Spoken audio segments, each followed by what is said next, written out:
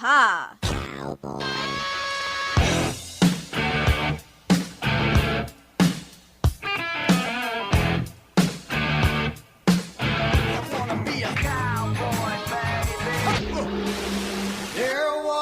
Time.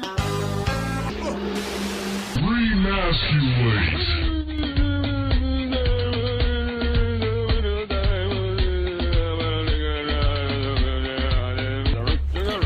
All right, we're sitting in the in Planet Hollywood. We are in the Steve Martin themed room.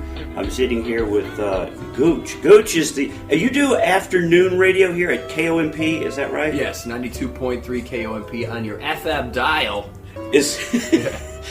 I know you don't do the DJ puking voice. No. That was the person who taught me radio. Her name was Kara West. Uh-huh. And actually, she ended up marrying Larry the Cable Guy. So what? Yeah. In real life? In real life, yeah. They have 2 kids together and stuff. So she's like my best friend, and that was the very first lesson she ever told me. She's like, she goes, lesson number 1, don't do this. You know what I mean? Ever. Talk to me like you're talking to the mic. You know, talk to me like you're talking to somebody in regular conversation. So when you hear yourself back, do you ever go, I wish I could do something different? That's how it was in the beginning. You know, when you listen to yourself in the very, very, you're in radio too, and it's like when you listen to yourself in the very beginning, it's like, I'm not really coming across the way I want to come across. I don't have those pipes. Well, that's exactly. Good evening, ladies and gentlemen. And that's the thing, and I don't have those. I don't have that traditional, like, deep radio classic voice. I got this, dumpy, gravelly, kind of high pitched thing going every on. Once in a while. Every once in a while, just sprouted my first pube. Hey, let's give something away. Here's Metallica. Yeah, sound like Shaggy or Scooby-Doo or something. Yeah, I know the saying. Every once in a while when I first started, I listen back and just think, it just sounds so... It doesn't sound like what I'm used to hearing on the radio. But then you get the feedback. I go, no, you're perfect because you have a distinctive voice. People can pick your voice right out of anything. Like I remember the first couple months that I was on the radio, I had somebody in line at the post office. I was like on the phone, and they turn around and go, "Are you Mudflap?" Yeah. I was shocked. I'm like, "Yeah, I recognized your voice." Like, okay, I guess that's a good thing. The funniest time that ever happened was I was at like a restaurant or something like that with my girl, and this is just when that Cleveland bus driver, when the guy punched that chick in the face. Oh, you yeah. ever see that, right? Yeah.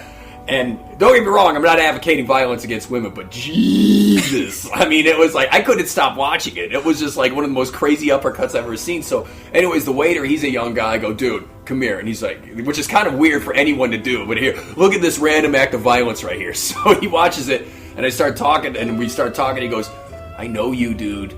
And then he asked who I was, and he goes, "Are you on the radio?" I go, "Yeah." He's like, "Bro," and then that was pretty much it. You got the voice. Was it? It stands out. I mean, what can I say? But you do stand up here in Vegas a lot, and you travel a lot. Mm-hmm. Matter of fact, I just saw you on the cover of something here in town. The Las Vegas Review-Journal. Yeah, right on the entertainment section. It was me, Gabe Lopez, and Jen Murphy. There's a dirty show I was promoting, and then I was just down there talking about it. It was pretty neat. Yeah, so you're one of the DJs here that also gets visual. So people recognize you, because a lot of DJs, you have no idea what they look like. Right. Well, with a lot of DJs, there's a couple of guys out there that will do, maybe they'll do like an internet talk show where, they'll film it and maybe have some like random local celebrity on and they'll talk to them. Or maybe they'll get up there and do some MC work. Like there's a guy here in town who's really popular, and, he goes out there with the UNLV Rebels, make some noise, everyone, yeah! And that's pretty much what he does. But I think stand-up, nothing is harder in the world than stand-up, and I think that's why I keep doing it. Well, you did great.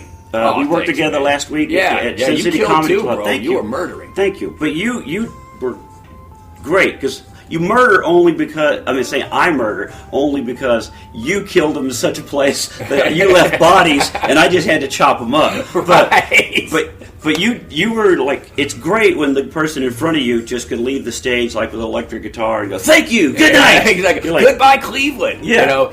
But and you're right. The thing is, though, is it took a while for me to get to that point where somebody murders, and that's to where I look like that's a good thing, because there are those times when you start out in stand-up where if somebody murders in front of you, it gets in your head and you think you have to top that, and then when you start playing that little mind game with yourself, it doesn't work out.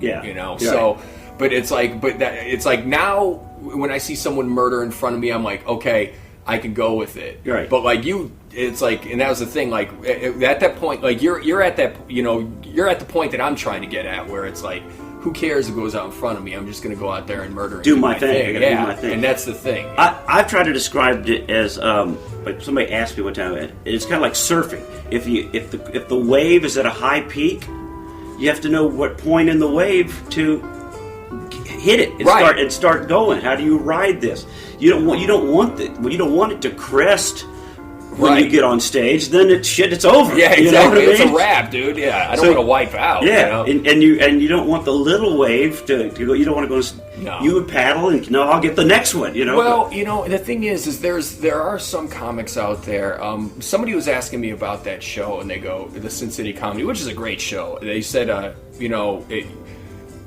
how does that work? Like when you have, because we go up there, we start off the show, a comic goes up, and then a girl comes out and does burlesque dancing, and then the same comic goes out there and does another 15, 20 minutes. Right. And they're like, well, how does that work? And I go, you just need a comic that has to know how to start from scratch. You know what I mean? Because it's just like when you have like a host come out and they don't really do a lot of jokes, but they just separate everybody. So the girls are definitely a good buffer between that. So it's like everybody gets their own distinction, and it works out, Yeah, and I think the girls, as weird as it seems to a lot of people, because you get that a lot. What? There's dancers in comedy? Yeah, that's really weird.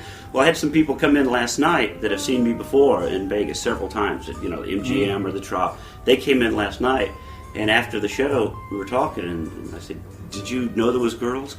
No, I didn't expect that. Right. And I was like, okay, so what do you think? Thought it was great. Yeah. So that was an unsolicited, they didn't know, they liked it. And I think it's a good separation between all the comedy clubs in town. Oh yeah, for sure. There's no other show that like it, and that's why it works. So it's like, yeah, I really like that show a lot.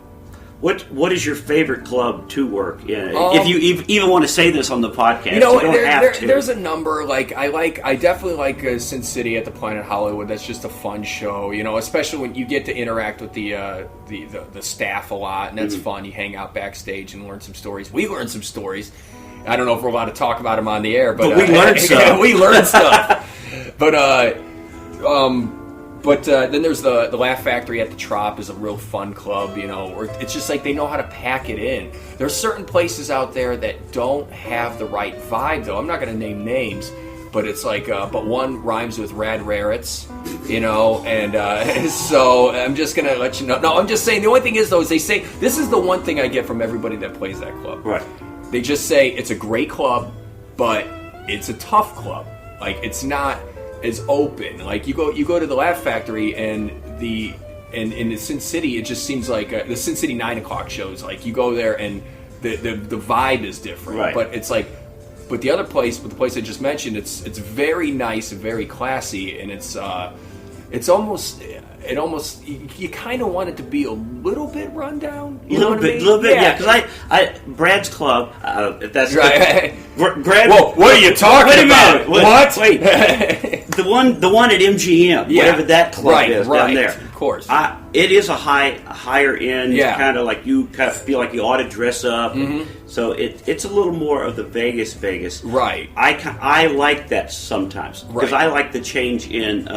Like you said, there's this kind of club, there's that kind of club. There's the $10 club, and then there's the $70 club. So it's fun to kind of go, all right, how can I make this work? Right, exactly. For me, that's right. Well, like when you were at Planet Hollywood, you were wearing like just regular T-shirt, but at that Brad's club, I would imagine you wear like just a Sons of Anarchy T-shirt, and that way and really class it up, really freak them out. Well, I got to tell you, even last night here at Planet Hollywood, I put on a really nice, expensive Western shirt. Mm-hmm. It's embroidered with skulls on the front, and roses and skulls on the back, and it's beautiful. I felt like that right off the bat. They were like, "What's this? What's going on? Yeah. I don't get it. So second show, I wore just a T-shirt. Right. Murdered. Yeah. Killed. This is me. Killed. This is the real me. I'm not trying to. But I think sometimes you have to figure out what the club is. I think for everybody it's going to be a little different. If like it all depends. Like I just have like the same button-up black T-shirt, a black button-up black sleeved collared shirt that I wear. And that's pretty much like my nice garb. Yeah, but I gotta say, you got some of the best comic T-shirts I've ever seen. Yeah. What was that? The Richard Pryor Slayer one and Bill Hicks fits. Yeah, those were two great comic T-shirts. Where did you find those? There's a website. I think it's called Shirt and Destroy or something. And then there's a artist named AJ, and he's got a bunch of them. And somebody posted the Richard Pryor shirt on my Facebook, and I'm like, sold. And granted, it was more expensive than I would normally pay for a T-shirt, but where else am I going to find that? Right. I mean, what would you normally pay for a T-shirt? like $10 or something. All right. Just because I'm still freaked out by going to like these stores here in Vegas, and there's a $75, $150 T-shirt. A T-shirt? Like, what are you going to get out of that? Can I wear this to a job interview or a funeral? Right. It's not going to happen. Yeah. Does it jerk me off and then wipe me up later? Yeah, exactly right. Well, maybe wipe me off. Maybe wipe me off. But yeah, it's like but yeah, that's the thing. But that's what Vegas is, though. This is one thing that I love about Vegas but I also hate about it. It's people like to blame Vegas for all their problems, and they like, oh, it's so superficial. Oh yeah, where are you from? Los Angeles. And I'm like, oh right, of course, yeah, no superficiality. Nothing fake there at all. Yeah, exactly. Yeah, thanks for bringing your fake boobies to town. I know, right? Fake boobies and your Botox injected lips and your daddy issues. Welcome to Vegas. Yeah, right? Get out of here, dude. It's so bogus. Daddy issues. Right, I'm telling you, man. Like, this town has a lot of daddy issues, doesn't it? Oh, somebody didn't get taken to the circus or hugged enough, or maybe they got hugged too much. Too much. I'm thinking there might have been a little too much hugging on some of them. Yeah, exactly. Maybe not by dad, maybe more like creepy uncle, but I'm just saying, like... Do you remember the standards? Because you were trying to figure out these in the past, where there would always be like somebody, if they didn't have daddy around, they might be withdrawn or just looking for the right kind, like looking for a man. Right. So now I'm trying to decide, is the daddy issue that because there seems to be a sluttiness now attached to the daddy issue, yeah. where it used to just be, I'm just looking for attention. Yeah, right. See what I'm saying? Well, there's the bar star, and I think that's what you're alluding to, because the bar star to me is the chick who needs the attention, and she's the kind of chick that when she hears "Crazy Bitch" by Buck Cherry, right, she just grabs a pool She's stick. Crazy. Yeah, exactly. That's my jam. Exactly. Grabs the stick and starts it, scratches all down your back. Oh my God, Yeah. And if you're with that girl, it's the most frustrating thing. And those are the girls too. It's so funny because they always seem like they're the most confident, and they're always willing to talk to everybody that comes around. But when you break them down, there is just... They're very insecure, and they really don't have a direction in life, and that's why they always hook up with all these dudes or whatever, because it's like they're looking for someone to point them in that direction that their dad should have done. That's how I always analyze it. Right. Anyway, I mean, because I'm seeing the twist. I hate to get all Dr. Phil on you. I call it Dr. Phil Billy on the show. Right. Where's Podcat, by the way? Oh, Podcat needs to be here, but we're doing this. I'll post a picture of me, or maybe I'll get a picture of you, and then I'll superimpose the cat on your lap. Let's make it weird. Yeah, just like, hey, it's Podcat. But no, from walking over to the Cosmopolitan the other night, I saw a lot of what you just said, the bar stars. Yeah, and it's almost creepy. It's like I don't understand what you're here. Are you here to party? Get laid, get noticed. What is your... And that's the thing with these girls. Like, it's amazing because you go over to the Cosmo, where you'll see some stunning looking women, but at the same time, you'll always notice damage. It's like finding like one of those Carl Yastrzemski's, I can't even say his name, but that one of those rare baseball cards. You're like, oh wow, it's so rare. Oh, but the corners are bent. That's how these girls are. It's like a Ferrari with the headlight broken. Exactly. They're like, hey, why not get it fixed? No, I'm okay. There's nothing wrong with it. There's nothing wrong with it. Oh, it kind of is. Yeah, there really is. Yeah. And that's the thing. It's like they dress to the nines and they put on these expensive handkerchiefs that they call a skirt. You know what I mean? And it's like they go all out on their makeup, and it's like you could tell there's something they're trying to cover up. Like anytime, like my girl, she's the best. I was like, there's no club atmosphere. She's like, oh god, if somebody's having a birthday party, she's like, I gotta go to this effing club, and she's Don't you love that? Oh dude, honestly that was the number one thing that sold me on her. I'm like, boom, keep her. Yeah, because you were talking about an ex in your show, and which I loved the bit about get down from the bar, right? Well, because there was a girl, and maybe 3-4 years ago, and she was a really nice girl, and everybody that you met was like, oh, she's so nice. The only people that really didn't like her were my comic friends, because they were like, oh, dude, because as comics, this is what happens. You have some guys that really that are on all the time. Right. It drives you crazy. And that drives you crazy. So when I'm off stage, I mean, it's one thing, we'll have laughs backstage, but you're not going to sit there and see me do a kick worm or something like that to, really amplify what I'm trying to do here, But the thing is, though, is as comics, though, we were, and on top of that, too, we're just taught to notice things that not everybody notices, and she, and it was like my comic friends were just like, dude, they would call her a female gooch. They go, it's female gooch, and I'm like, oh, what? And they're like, oh, she acts just like you. Like, y'all are perfect. Yeah, perfect. And I'm like, no. And I'm like, you think? And they're like, I don't know about that. Like but they didn't like being around her because it was too much. Yeah. And then when you date someone like that, and you go to the bar or something, and next thing you know, she's talking to every dude in the place, trying to get some more attention. Look at me, look at me, look at me. And then you got to be the asshole to be like, come on, let's get out of here. Right. Hey, dude, what's your problem, man? She's just having a good time, dude. Leave her alone. Yeah, leave her alone, man. Just you know what, babe? I'll take you home. You know what I mean? Yeah. Oh, okay. Oh, yeah. And then she's like, oh, it's all right. He'll take me. Oh, right. Some dirty stranger is going to take you home. And I'm if gonna you be want to right leave, fine. I got a ride. Yeah, exactly. Yeah, a ride in more ways than one. Yeah, a ride in the back seat, too. It's just like, it was just one of those things where you just couldn't stand it. You just got to the point. It's too much. Yeah, like dude, there was one time. All right, it's true story. All right, on my 30th birthday, I got pink eye. Okay, and it was awful. And it was awful, right? It was awful. I hated it, right? But my eye was all inflamed and everything, and I had a hat on, and I'm wearing it low. And we're at Benihana's, and there's other people at the table, and she's like, and all of a sudden they're like, here you go. And then she just out of nowhere, she goes, oh, don't worry about him. He's got pink eye, but he's good. And he washes his hands. I'm just like thinking that she's being funny. I'm like, you just ruined their dinner. You know what I mean? Totally ruined the dinner. Dude, and I'm out with my mom and my dad and all that stuff. And it's like, I wanted to just stay in. I'm like, look, I'm kind of fucked up. Let me just wear these sunglasses.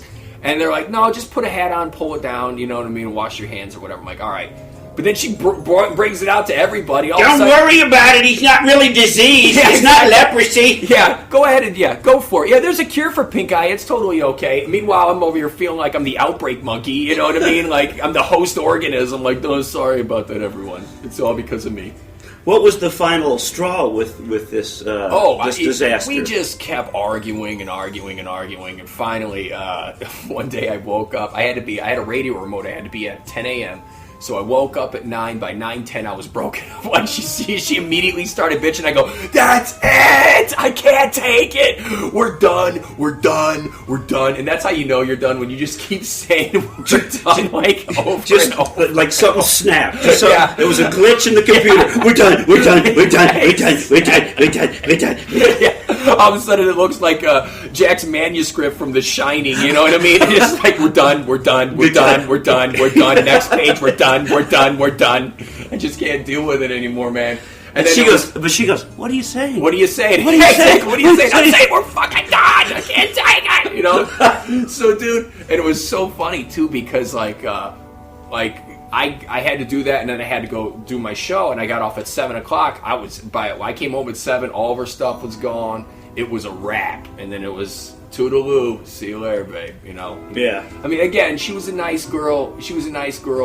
She is not the one. She is like not this the one. Yeah, exactly. Say nice things, because she might hear this dude, now. well, the one that I'm with now, right, Lisa's the best, because she's just, it's funny, because with comics, like, is it me, or are we always with women that are not easily impressed? You know what I mean? It's like... Takes a lot. Yeah. Yeah, you takes know, a lot. Exactly. And it's like, if they're, you know, because it's like, they're not easily impressed by a lot. And even when she's at my show, she's like, okay, you know what I mean? But like, if I say something over the radio or something like that, she'll be the first one to be, you know, if she hears me on the radio or something, she's like, that was good. Use right. that. That's you know? good. So, but it's like, but she's not, you know, unless the only time we ever really have a big laugh together is if we're watching a movie or is if we're making fun of someone. So, I thought you were going to say, we're watching a movie or having sex. Yeah, exactly. Well, you know. And then she's like hysterical. Yeah, and she's the only one laughing, but you know, I'm just crying and trying to make up excuses. But so, what actually got you into stand-up? Was it a transition from radio? Was radio first? It was actually stand-up was first. I was 20 years old, and my buddy, he made up some big lie about.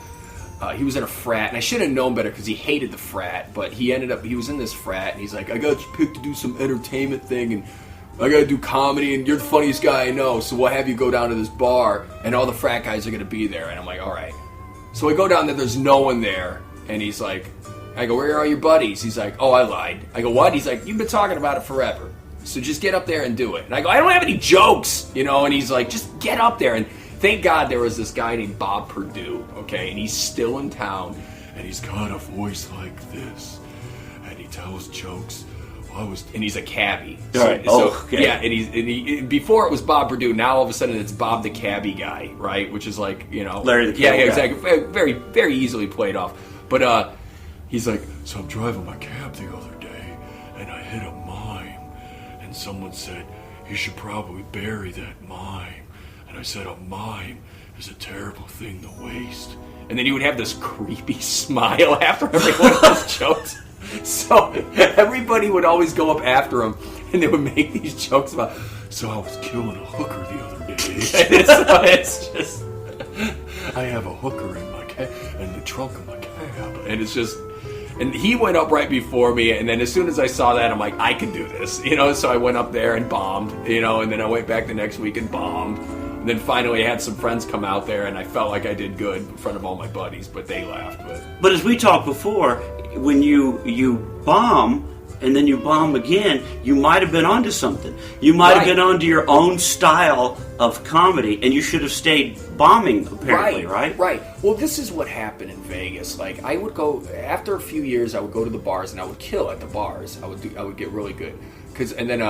Actually, well, this is what happened. After about a year, I was working a year of stand-up. I got in, and I started interning with Kara at KOMP, and then and I would do that from like I would get off work at like 7 o'clock or 8, and I would get over there, and from the rest of the night, from whenever I got there to midnight, that's when I would start my internship. And she would actually let me crack the mic, and everything was great.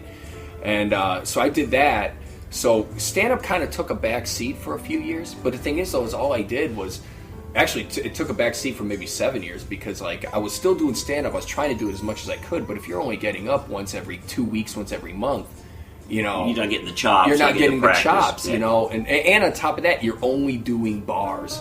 So all you know is, like, the over-the-top. And in Vegas, Doug Stanhope started out here. So he was worshipped when I first started. And...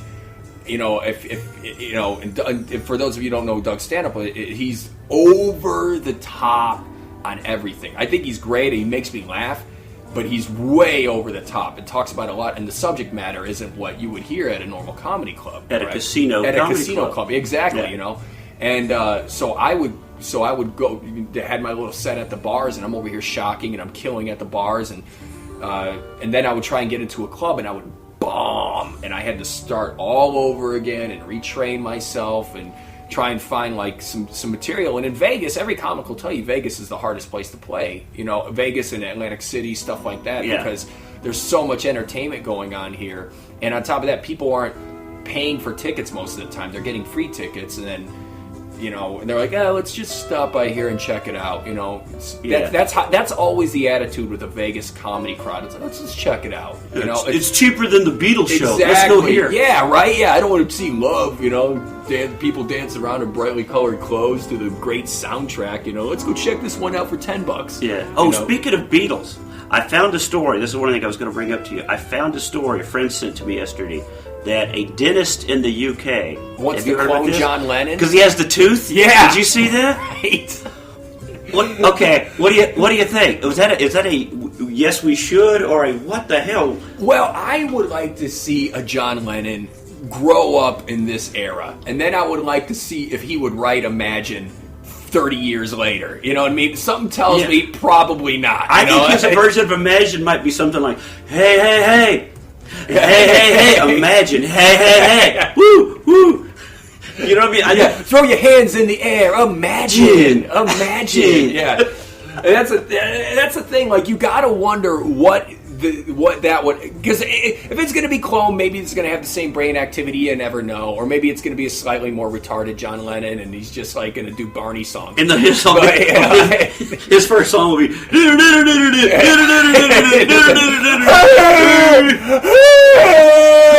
Imagine. Well, I think it's funny because everybody thinks when you clone something, you get that you know that you clone it and you get that. No. That's not what you get. Like some people, they're already cloning their dogs and cats and things, you know, because they miss that dog. You don't even get that dog back.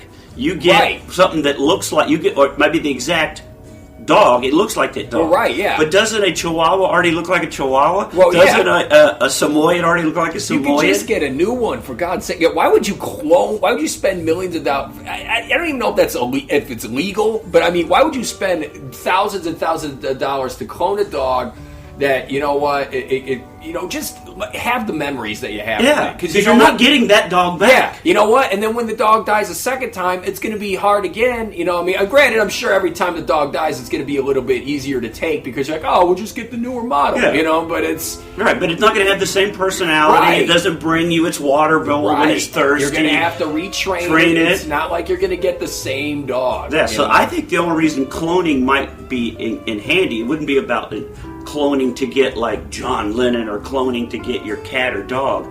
I think cloning would be like when you get dumped and you go, I want another one of those. Right. I've still got her hair in a brush. Yeah, exactly. You know what I mean? And then I'll train this one properly. Yeah. What time is it? It's 11 o'clock and I don't smell bacon! Right, get right on it! I'm sorry, honey! Yeah, exactly. Refer to me as Czar. So Czar and I were out Czar and I kneel before Czar. You know, so yeah. That would be the only thing that I think cloning would come in handy, you know? Is that you know, there's that, and then plus there's a movie that came out where they had cloning, they cloned someone, and they basically would clone them to use their organs. So it's like, you know, you basically just have this, you let this person be alive for a little bit. Oh, I need some stuff. All right, time to kill you. Let's go give it back to the original one. To the original owner. Yeah, right? I mean, so there's to me, it's just like, at this point, if you're going to clone, let's clone like a dinosaur. You know what I mean? But let's start small. You know what I mean? Let's not... You don't the T-Rex thing doesn't work for you let's right settle off the bat? down. Yeah, let's not go with the T-Rex thing, but let's start small. Let's not go... You know, like let's go with one of the smaller, littler dinosaurs, or maybe a pterodactyl will teach, you know, and fly on its back or something, you know. But it's just, if you're going to clone, let's do something that hasn't been done yet. You know, like maybe we could probably clone an animal that died a long time ago, and that'll give us the cure for cancer. I mean, it's like, you never know. You know? But let's make some dodo birds is all I'm trying to say. I think if we're going to clone, and you brought up a good point, why don't we bring back like Brontosaurus?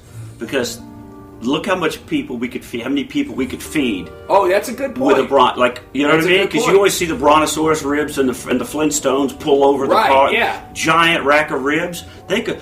think of all the countries we could feed if we just had like a Brontosaurus and on top ranch. of that too, Welcome to Brontosaurus Barbecue. come on down. You ride on its back and then eat it later. You know, you could have that, and then plus you can also do like they did in the Flintstones, where they use them for like construction equipment. I mean, it's like, you know, it'd be a lot easier to move. Right. You know, just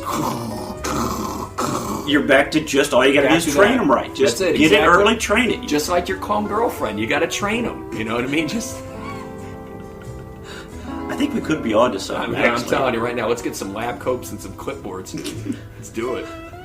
What invention do you think of this century, era, or whatever week is the greatest thing right now? I mean, are you a computer, laptop? What is the? Well, what you're is your... talking like inventions. I mean, probably the greatest invention that we've. I mean, you got to go with, you know, smartphone. You know, cell phone. I would probably say smartphone now, just because it could do everything.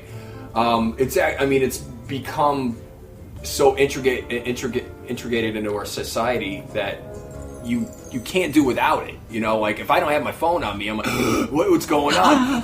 Oh God! And I don't want to go back to the '90s when I was happy and could talk to people. Like, what's this? Yeah, you know, I don't know how to interact. Yeah, what, talk on the phone? That's crazy. You know, it's. But the thing is, though, is with every piece of technology that comes out, you're always going to have negatives. Like, hey, you know what? Fire can be deemed as, it's the greatest invention ever. But look how much fire is destroyed. So the wheel is the greatest invention ever. Yeah, but you could also attach the wheel to tanks and all this other stuff. Roll over exactly, people. Roll over people. So, and that's the same thing with cell phones. I mean, you know, now, you know, our cell phones are getting tapped into, and you know, and people are even able to access your camera on the phone. So I mean, you can put it there on the dresser or whatever like that, and bang your old lady, and next thing you know, somebody's got some audio at home. Right. You know what I mean? That they're rubbing one out to. But isn't it horrible? Like the other day, I walked out on the strip here in Vegas and was just trying to people watch, and you see just herds of people looking at their phone. Oh yeah, they're just walking. They're like Walking Dead. They're just.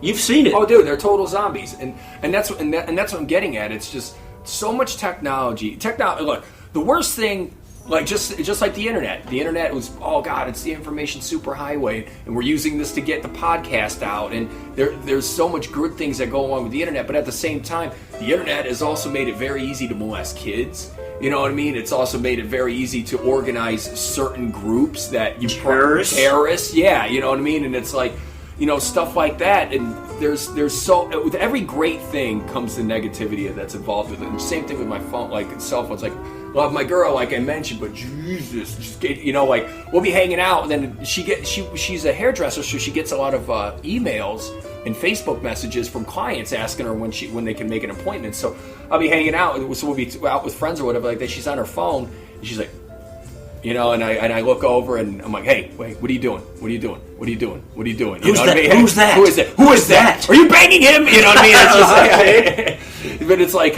you know, and then she gets the hint, you know what I mean? But it's just rude, you know? I mean, there's really, getting to know someone is a forgotten art now. You know, like young people for the most part, it just seems like, because of YouTube and because of all these internet sites, it just seems like nowadays people aren't focused on doing the right thing. Now it's all about, hey, how do I get out there? How do I get seen? And then, hey, that fame is going to carry over and make me money. And that's what the internet has helped do. You know, it's helped make celebrities out of the Kardashians when they shouldn't be. You know, right. Same thing, Honey Boo Boo. The list goes on. Basketball Wives. I mean, it's like these are all television shows, but the only reason people even know who they are is because of the internet. Oh, you're this guy's wife or you're this guy's girlfriend or whatever. Is it internet and laziness, though? Because I think people don't want to do anything anymore. Well, I think if you could just lay in your fat little chair and watch Honey Boo Boo, you don't have to do anything. And you still go, I'm still better than that. Right, you know, like, right. It brings it to you, but you don't have to, there's no thinking involved. It's just like, show me what the Kardashians did today. Well, you know, and that's the sad truth, because when you look at, there was what's that one,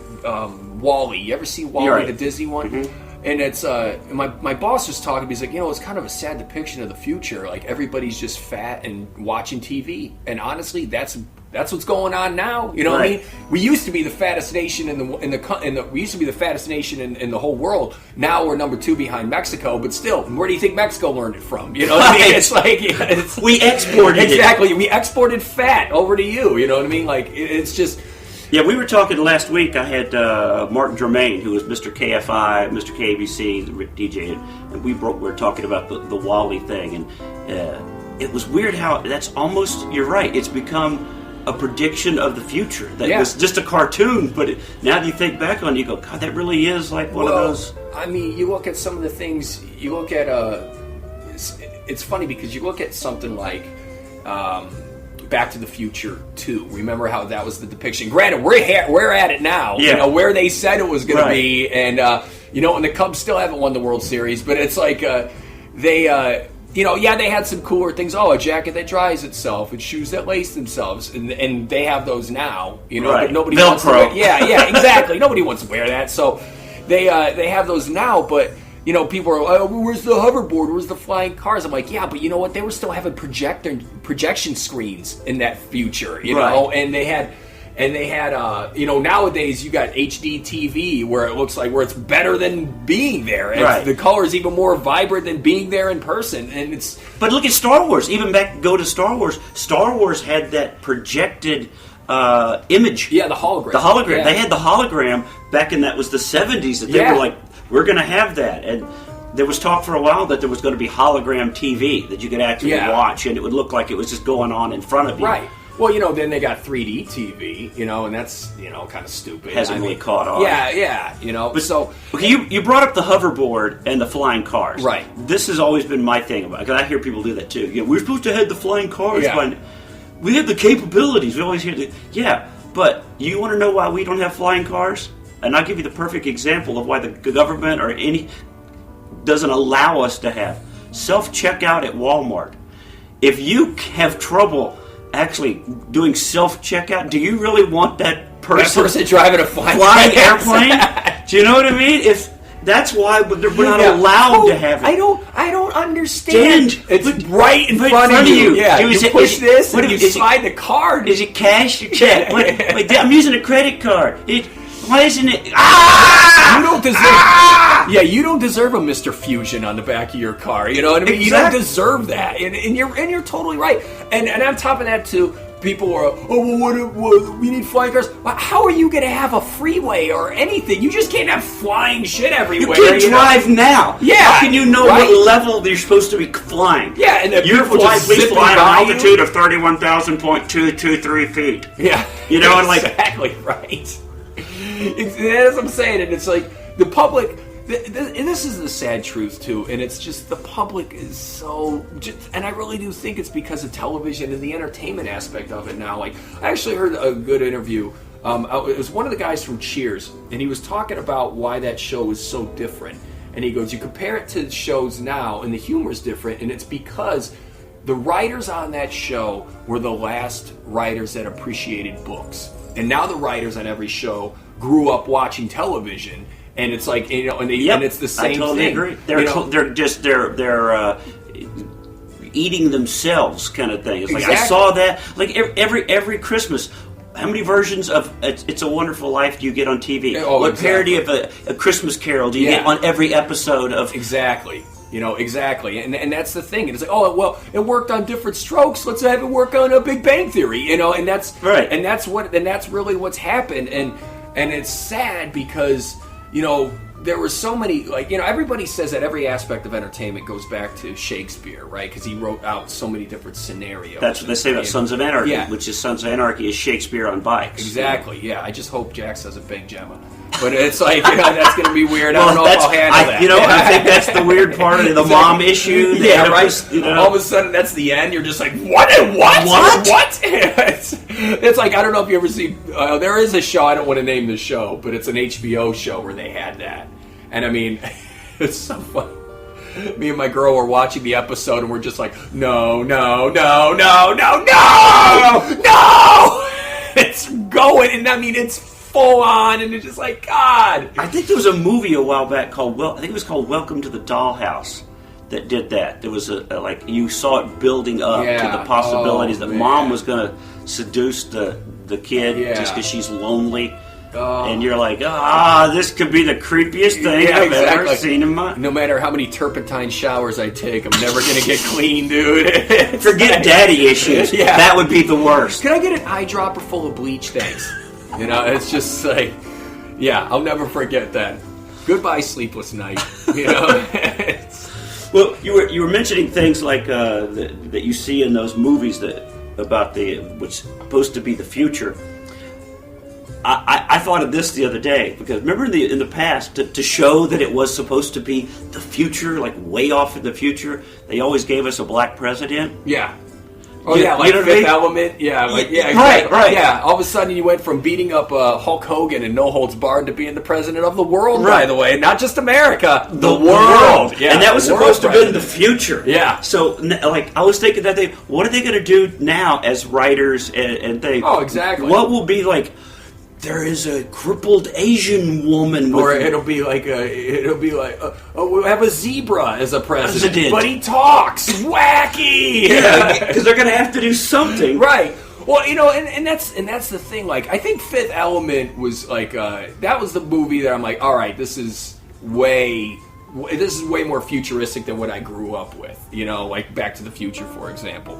But you're totally right, though. I mean. It all depends. Like, I really do think eventually, it just depends if liberal America will be able to just relax a little bit, because I really do think, like, it's so funny when I was younger I used to be more liberal, and now I'm older and I'm like, it's so cut and dry. Let's put these bad guys behind jail. And the reason why I'm bringing that up is I really do think eventually there's going to be like a Judge Dredd type of situation where it's not just a police officer, it's judge and jury. I am the law! I am the law! You know what I mean? I'm going back to Stallone Judge Dredd, not the new Judge Dredd. Right. You know what I mean? Let me have a unfunny Rob Schneider as a sidekick, and then let's go take care of business. It'll be fun. Yeah. But that's the thing, and I just think it's just because now the public, and because of the internet, I really do think the internet is going to be what does it.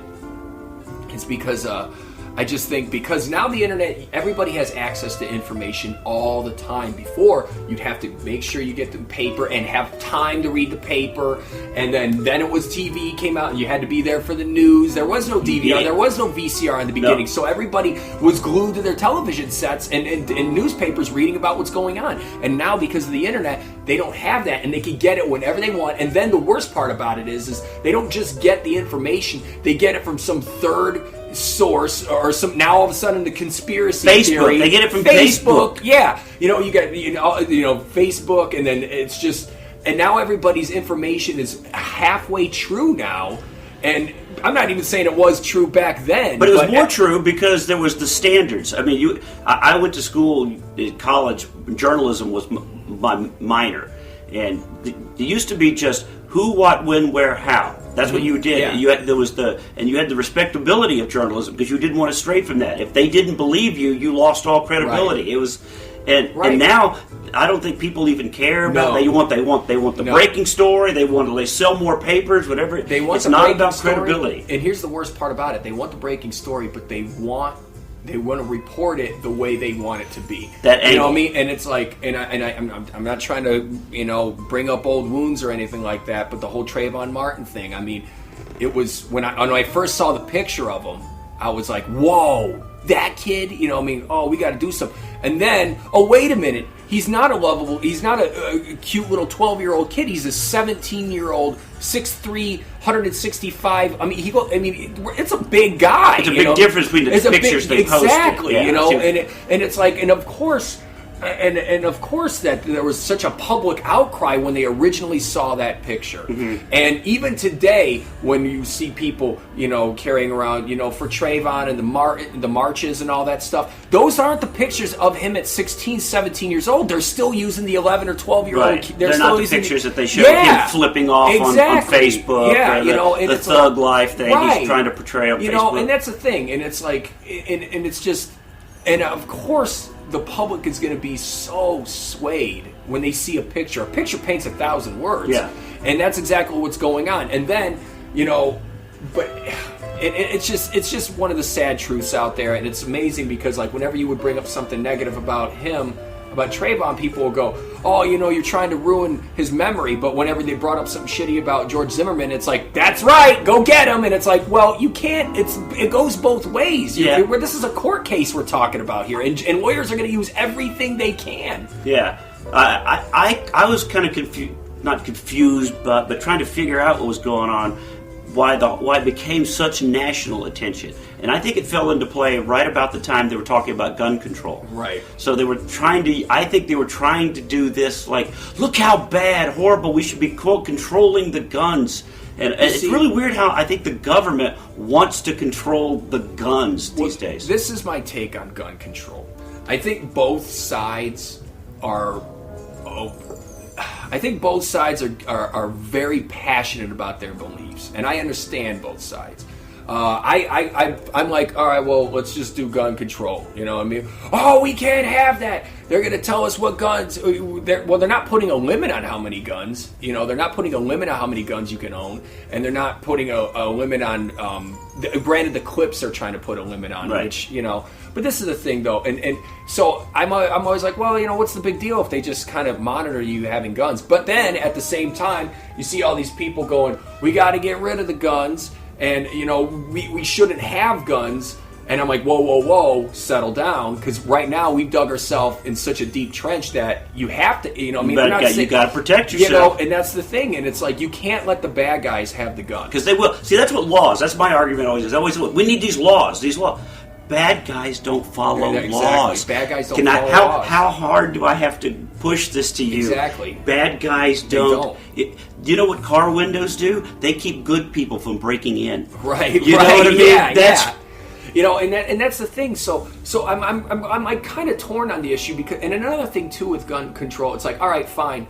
Let's just say we do gun control and everybody does more background checks and all this stuff. And in some cases, maybe, I don't like the idea of like some convicted felon who's been in and out of jail so many times having the same rights, to in the same access that you and I have. Right. You know what I mean? So it makes me a little uncomfortable. But at the same time, though, what is gun control really going to do, though? It's not going to do anything, because these psychopaths out there that are like, Brady Bill, make him wait a week. All right, I'm sure he can wait 7 days before he goes into the post office and blows everybody up. Right. You know what I mean? It's like, you really think that that's going to be what saves people, and it's not. And then what the over-the-top liberals fail to realize, and this is the thing that kills me, and it goes back to the whole John Lennon thing that we were talking about. I love the song Imagine. Great song, beautiful song, great point. Never gonna happen. Hence the word imagine. Yeah, exactly. Imagine what it would be like. Yeah. Look, I imagine that I fly on the back of a dragon every day. Every day. Every day I do, and I'm it's like Pete's dragon, and I sing songs with my dragon. Never-ending story. Yeah, exactly. Come on, Falcor. You know what I mean? It's like, let's go. But it's never gonna happen. And the same thing applies with the Imagine, because it's so funny with that song. Because John Lennon was very anti Zhao Zedong, right? Is that the guy's name? He was the Chinese leader, communist Chinese leader. Mao Zedong. Mao Zedong, yeah. Very anti Chairman Dong, right? But Imagine is one of the most communist songs you can think of, because he's like, get rid of religion, get rid of possessions, get rid of all. That's what communism is, and you're saying that it's bad. It's right. Like, no, believe me, I understand, and I agree. If we got rid of all this stuff, it would be a better place. Everybody would be like, oh, well, what's mine is yours, and we all follow the same deal. So let's just, why are we angry at each other? So I get it, but it's never going to happen. Right. It was sort of, in a way, a joke. Right. I mean, wouldn't it be great if we didn't have fights and we didn't have to worry about possessions? Well, I mean, we'd all get along. That'd be great. Ha, ha, ha. But it's not going to happen. Let's move on. Right. That's sort of that's the way I always took the song, because you're always going to have a house, right? Yeah, and you don't want to be a clone. You don't want to have to walk out every day in your little red suit and stare at the picture on the wall. And, right, yeah, and just hang out. And, we're going to sell the house. Yeah, right. Yeah, exactly. Go work the government field, and eat the Soylent Green. You know what I mean? Yeah, no one wants that. Or Nobody do they? wants That's that. what I'm thinking. I'm wondering now, are people starting to be like, Well- I would be totally okay if all I had to do was look at my iPad and eat the gruel they gave me every day at 5. Dude. But that's what's happening, and it all goes back to the smartphone thing. It's like we're just becoming dehumanized, and people aren't using their basic. Back in the day, you had to have a craft. You know, you had to be good at something to get by. Whether it was being a blacksmith, whether it was being a jester, whether it was being an assassin or something, there was something You had to have you a were skill. good at. Remember, even your parents would even tell you, have something to fall back on. Right. Yeah, I know you want to do that, but Dude, have something to fall back on. Do you know what I have to fall back on right now? Like, is there anybody that's going to pay me an hourly wage so I can just talk shit to the customer? You know what I mean? Yeah. Like, seriously, it's not going to work, dude. I can't. If I go down to Lowe's or something like that and apply for a job and like, hey, could you cut this particle board? But I can tell you how fat your wife is. You know what I mean? It's like, exactly. Snare, cymbal. It's not going to. It's just. Well, you're talking about that skill and that craft. That's where people even got their names. Oh, You know, yeah. that's where you got it. Like don't say Alice Cooper, but Right, yeah. Cooper meant somebody that was a barrel worker, Right. Or Smith. Smith or whatever. Yeah. You know, and you're totally right. That's how they got their names. Yeah, and it's like, nowadays it's like, it'll be like the same thing to put like the in front of it. You know what I mean? It's Steve the comedian. You know what I mean? Right. Or it's Steve the podcaster. You know, but That would be interesting. yeah. I mean, you're thinking of a new name? Yeah, You're right. thinking riding the Steve the podcaster thing all the way through. Well, I think Larry the cable guy is already. Well, you know what though? But I'm just saying, as soon as I said Steve the podcaster, boom, light bulb right over your head. You're like, I think I'm going to have to take that. Yeah, Steve the podcaster. What would you do if you couldn't do either radio or stand-up, though? What do you think you would? You know what, man? Like, Because at some point, I have to do something. I can't. I'm not good with customer service. I'm not. Like, if somebody says, "Hey, do that," you got it. You know, no problem. But like when it's, because it's one thing if somebody has a problem with the work I did and they stay calm about it. I'm like, oh, no problem. I'm not going to charge you. I'll fix what I messed up. No problem. But at the same time, though, that's just America for you, where it's like that honor system is gone now, you know, where it's like, hey, fix this, you know, fix it for free, and no, I'm going to sue you now, and it's like, you know, it's just whatever. But I don't know. I mean, I thought about it. I'm good with kids, you know what I mean? So probably I am, dude. Kids love me. Kids love me, dude. Come sitting on the Gucci lap. Here, let me tell you about the future. Yeah. We're gonna have a zebra president one day. It's like, stop telling your kids those lies. Yeah, you know. But the thing is, though, it's like, I'm pretty good with kids, and it's like, I could see myself being like a teacher or something like that. You know, maybe I could see you to be more like Uncle Krusty or whatever. Uncle Krusty. What was the creepy clown on? Krusty the Clown. Krusty the Clown. That's what. Simpsons. Yeah, that's what I see you more like. All right, kids, have a good day. Oh, get these little bastards away from me. That's how I see you Right. working with kids. I do it for like a week. What the hell was I thinking? Back to Lowe's. Yeah, it's like, but that's probably what it is. It's either that or just something where, construction or whatever, where basically, if I can't do anything creative, I just want to be able to shut my mind off and, maybe drive a steamroller or something like that over some concrete or whatever. You don't see yourself ever becoming one of those guys who could just live off his bartender girlfriend. Oh, dude, one of those guys that just lives on. No, dude. Because I remember you talking about that, like some supporting like these guys that. Oh yeah, chicks being supported for 4 years. Well, but that's the thing. How do guys do that? Well, dude, you and I both know probably so many comedians. You know what I mean? Especially like when you were starting out, right? Because it's like now all the guys you start out, your guys are all making money now, and you have houses and stuff, and you're living. You're like grown up. But the thing is, when it all started, grown-ups. You know what I mean? But like in the beginning, we're always a bunch of kids. Like splitting rent and just trying to like space out the money. But I know so many comedians that they'll scoop up some chick And what happens is the girl ends up buying into their Twitter and Facebook BS. And, I've got a big announcement. What's the big announcement? Oh, I got a brand new show where it sells pizza, pizza sack or shack or whatever. Oh, wow, that's your big announcement? That's going to bring in an extra $50 a week. Yeah. Way to go, baby. You know what I mean? But it's like they really talk, and again, this all goes back to worshiping like famous people and stuff, like with Kardashians and stuff. It's like now fame is the new religion. It really is. Like everybody, and to me, I think it's the most dangerous religion because it's like everybody wants to make fun of L. Ron Hubbard or something like that, and in Christianity you'll hear a lot of jokes being made at that expense, but everybody.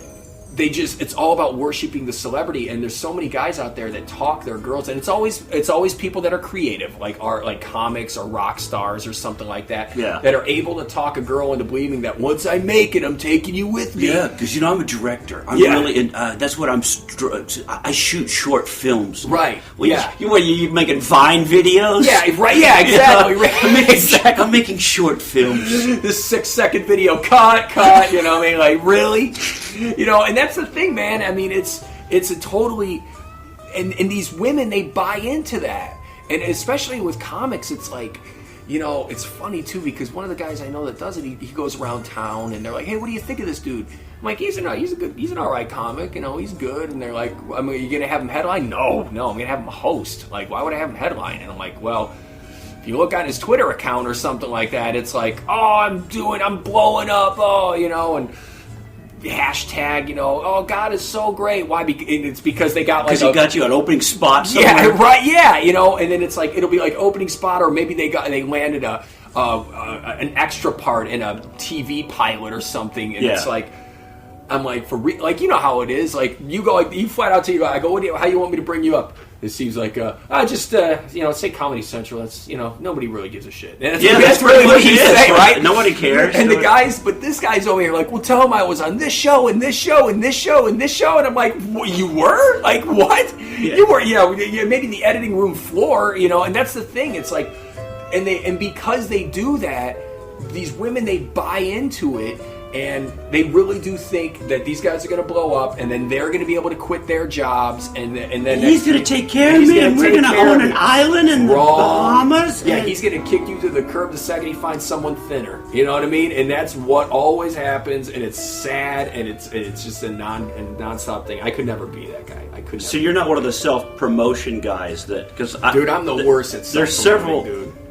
There's several that I follow here in around town. On Twitter and things that like are almost exactly what you said. They create their own stardom. Yeah. And I just think you're almost hurting yourself by creating that kind of stardom. You are, because what happens is when you create your own stardom, people get an idea and they get an expectation. And then when they go see you, they're like, whoa, that didn't come anywhere close to what I was thinking it was going to be. And you might even have done a good job. But you know what? You set yourself up so high that, you set the bar so high for yourself that when people go see you, they're like, not what I thought. Yeah. And that's always what happens. Yeah. I've seen that with some of the bigger name comics that I won't say, but I've seen them drop in to do a guest set and almost get a standing ovation because, oh my God, that's the guy from TV. Right. Oh my God, we're getting to... And then by the time they leave the stage, it's like... Yeah. Buckle up.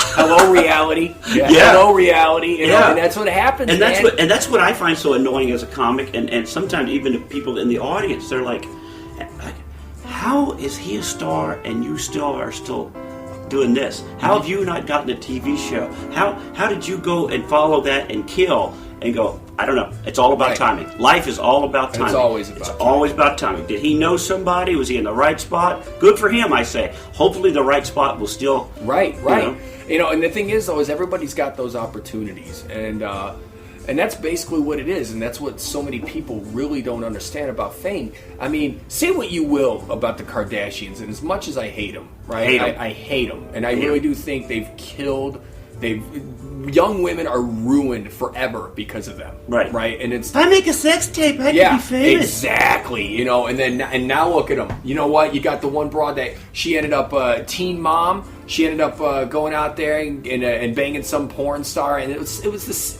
And it's the most sad thing ever because, you know, she's getting interviewed. I heard her getting interviewed one time, and she's over here talking about this. She's like, oh, you know, and it's so juvenile because she's like 20, 21 years old. She ends up having sex with this porn star, and, you know, she's moaning and making a big ordeal about it. And then afterwards, she's on this... And the porn star himself said, oh, well, we did this to make a porn. Yeah. She wanted to make money off this. And her whole thing was like, no, the tape got leaked. That's not what happened. The tape got leaked. Right. And then she's like, she goes, I don't know why you would make up stuff like that. You know, maybe because he has a small penis. He's a porn star, okay? Right. That's his job. You know what I mean? Like, God, how gaping is your vagina when you got to say a porn star's penis is small? You know what I mean? It's like, get out of here with that. Well, you know, it's a lie. It's kind of like the other day I watch Celebrity Big Brother from the UK. Yeah.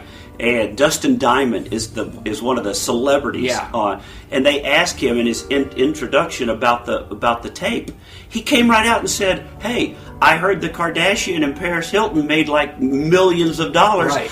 And my buddy goes, not? "Hey, Screech, where's the Screech tape? I bet you could make at least $1 million." Right. So he goes, "So I did it, and I made $300,000." Right. But he admitted right off the bat, like, I just did it, and I don't know if you remember when it came out, it was supposed to be the same thing. Yep. The Screech tape got out. Ooh. It got. They try to keep it so like, no, they make it and they hope it explodes. And that's the thing, and it's like, and at least the Anthony Weiner skank, that chick, Sydney Leathers, you know, like that's not a porn name. Yeah, exactly, right. That was actually a real name. I was like, what? Not like him, Carlos Danger. Yeah, Carlos Danger. But dude, I'll give her credit. At least she's at least upfront and honest about it. Granted, do I look at her any differently? No, but I'm like, at least you were honest about it. But I mean, at least you're not going to go, well, I ended up sleeping with a porn star, but it was just because we were having a relationship at the time. Oh, wow, how convenient for you. Uh-huh. You know what I mean? It's like, get out of here with that, man. And that's the thing, dude. It's like, you know, and plus there's young girls out there too trying to get pregnant just so they can be on TV. They think that's what's going to make their life. And then I've had that argument with so many people who like that show or like that type of show going, no, that's a great show because it is showing how hard it is. It's keeping girls from getting pregnant because it shows how hard it is to be a mom. And I think that's totally bullshit. Yeah, no, it's total. Because all you're doing is celebrating it. No matter what kind of struggle you're showing, you know what? You're still glamorizing it. You put it on TV. You know, and the thing is, though, is like, and you're putting it on TV. You're making a celebrity out of these girls that have no business being a celebrity. And next thing you know, they start basking in it. They start buying into their own bullshit. And then after a while, the money all runs out, and they end up being Dana Plato all over again. And that's what a reference. Yeah, I'll give you one of these. You brought in Dana Plato. I had to dust off Dana Plato. Whew. You know, but I mean, that's the thing.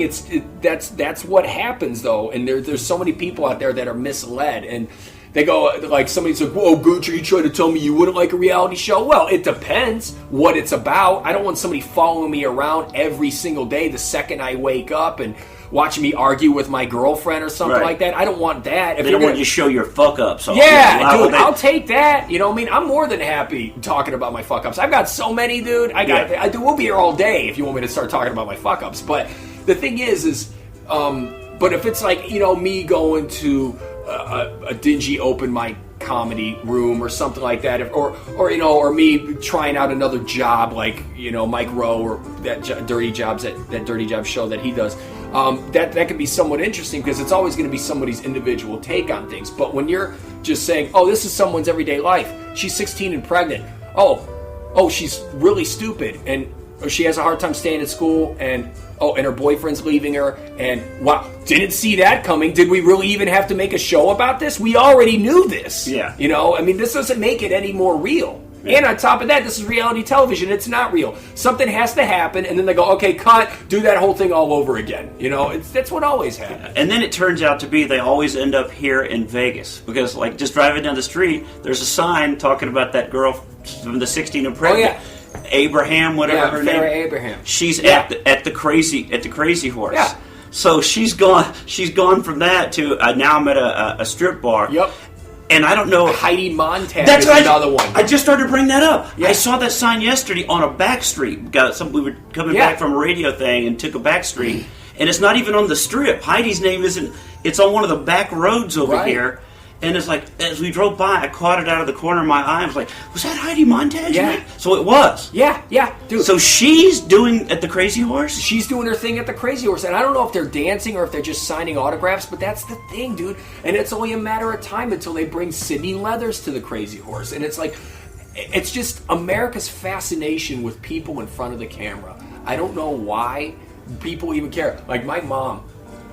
One time I come home and I caught her watching the Kardashians, and I was like, "You're going to a home." Like you turned it off and go, get in your room right now. Get in your room right now, and you keep that TV off too. You know what I mean? It's like, yeah. I was like so mad. I'm like, oh, I was going to take care of you and you get old, but now it's to the home. But you know, it's a sad version when people buy into that without accepting the fact it's not real. You know, if you could just watch it and go, yeah, whatever. But there's people that buy into the fact, no, that's real. No, it's not. Do you think when somebody finds out they're being dumped, they're just going to go, fine, go. I don't need you here. Right. Well, it's bad acting. It's just like the idiot that believes in magic. There's people out there, or wrestling. You know what I mean? It's just like that person. What? Wrestling's totally real. Yeah. How dare you? But it goes. I've seen people literally, like, when they see, you know, let's just say, there was one time I met a wrestler saying that he was the Godfather. That's what his name was, the Godfather, and he's actually the manager at Cheetah's Gentlemen's Club over here, right? Super nice guy. And he starts talking about, you know, what wrestling was like, and he was telling me, he goes, it's amazing when people see you walking around with your supposed enemy that you're going to have a match with. Should we fight right there? That's what I'm saying. They go, they're beside themselves because you helped them. And he didn't say this, but I kind of pieced it together. I'm like, because that's the thing. As a character in in wrestling, you're teaching that audience member to hate that person. Right. And then all of a sudden you guys are together, and then it's like, oh, everything's a lie, you know. And you don't really hate the Undertaker. What? You mean to tell me there's not a thing as Hulkamania? How dare you? You know, it's just. It really is crazy, you know, and the reaction people have, same thing, and like magic too. It's like when I was a kid and I first saw magic, I was like, oh my god, that's the craziest thing I've ever seen. Yeah. But then Kara, same chick, she went and saw David Copperfield one time, and there was a trick where he made a bunch of audience members disappear. So what happens is they all go up on stage. And then, boom, they're gone, and they don't know it, and then all of a sudden somebody just started herding them into a different room. Well, David comes out, and he's like, look, you guys, please keep this to yourselves. Don't tell them all how this happened. And then, you know, then next thing you know, they're on the other side. They're in back of the room, waving at everyone, saying, "Hey, this, you know, like how he did this. How did we get here?" You know, and that's the thing. And it's almost like when someone's. And she told me, and it was so funny too, because she told me this. I go, how'd that trick happen? She goes, if I tell you, it's going to ruin it forever. And I go, what? I go, really? I go, tell me, just tell me. And then she told me, and then every single magic trick since then is ruined for you. Yeah, it's done. It's done. I don't care what happens. Yeah, there's times where I'm like, oh wow, how do you do that? And then I catch myself, I'm like, well, don't buy into it because you know it's bullshit. You know what I mean? So right. I've always sort of been one of the guys that. I kind of, like you said, I enjoyed it when I was little, but as I became an adult, I was like, I'm annoyed that you're tricking me. Exactly. You're tricking me. Why am I angry? Yeah. What, you just playing a trick on me? Yes. Yeah. What, you think I'm stupid? I don't believe in magic. I don't think that coin burst into flame in your hands. Yeah. Do I look dumb to you? Yeah. Huh? What? Yeah. You gonna make some balloon animals next, dickhead? Beat it. What? No, I'm just here for a kid's party. I want to go Jersey Shore on yeah, exactly. Kick your ass for tricking me. Where's my affliction shirt? Oh. Yeah. Well, this is where affliction comes to die. Yeah, right. Vegas. Yeah, that's what. Oh, dude, it really is. Especially now with the Muscle Man conventions going on in the Dude, Planet you Hollywood could just smell the water and vinegar, dude. It's so douchebaggy, dude. That's what I tweeted out this morning. There's a bunch of them on the elevator coming down. It got off right as I was getting on, and I go, "Ooh, the douche troop." Yeah, exactly right. Don't mind me. I don't need a neck. All right, get in the car. Somebody come wipe me. Yeah, exactly right. Yeah. Remember that old Bigfoot grainy video where it shows them walking across that brook? Yeah, the creek, that kind of thing. Yeah, and it was so fun. Whenever I see guys like that, I always remember one of these guys who was trying to get me to buy into it. Like, hey, don't. Watch, it's got to be a primate because watch how he turns his whole body, because his neck is fused to his shoulders, so he can't really turn his head like you and I, so he has to turn his whole side. That's how those guys, they always remind me of Bigfoot. Every single time I see him, I'm like, dude, get out of here. But yeah, dude, I have a friend of mine, he was actually did a Bigfoot, it was kind of like a comedy thing, and he was hanging out with some Bigfoot reporters, like these guys trying to find Bigfoot, and there was another guy.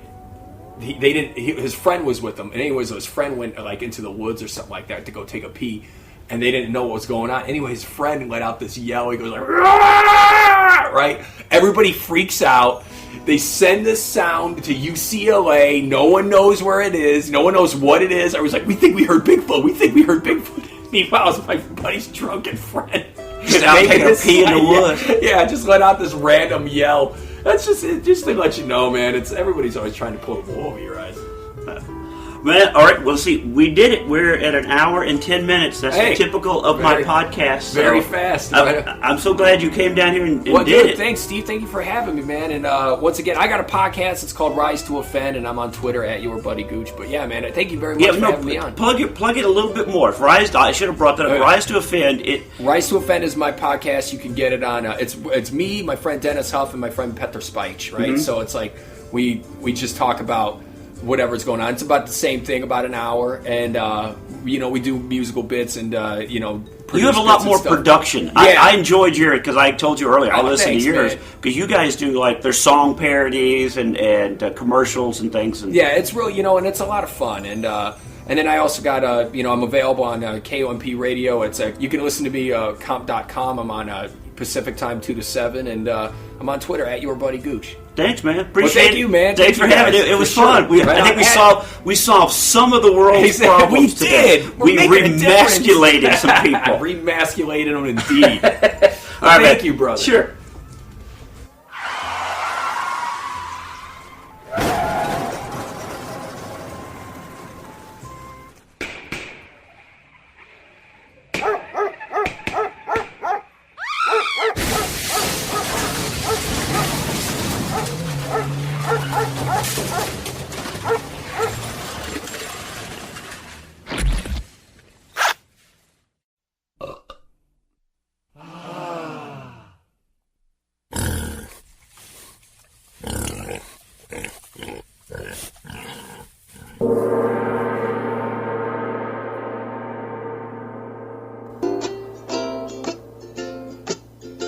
In the basement of the mud flap house, flapping and poo, and they're under with the grains and news, and poo licks herself, and flap contemplates manly things.